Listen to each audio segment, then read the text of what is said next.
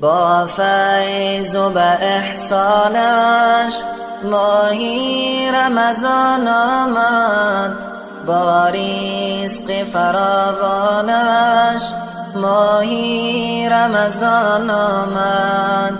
با فیض و به احسانش ماهی رمضان آمد، با رزق فراوانش ماهی رمضان آمد.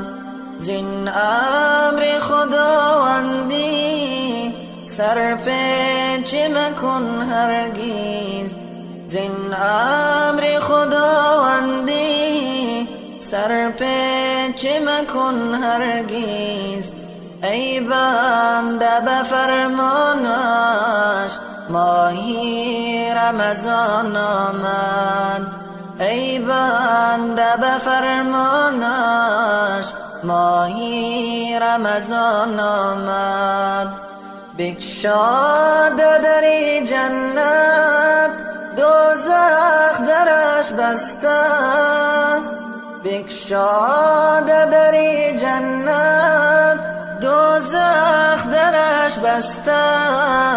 چون هدیه رحمانش ماهی رمضان آمد، چون هدیه رحمانش ماهی رمضان آمد. از تشنگی ترسانی و از گشنگی لرزانی، از تشنگی ترسانی و از گشنگی لرزانی. الله کند آسانش ماهی رمضان آمد، الله کند آسانش ماهی رمضان آمد. یک ماه به ما مهمان، یک ماهی پر از احسان، یک ماه به ما مهمان، یک ماهی پر از احسان.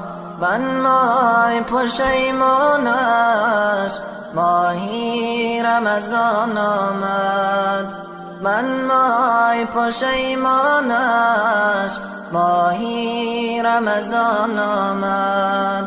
با فیض و به احسانش ماهی رمضان آمد، با رزق فراوانش ماهی رمضان آمد، با رزق فراوانش ماهی رمضان آمد.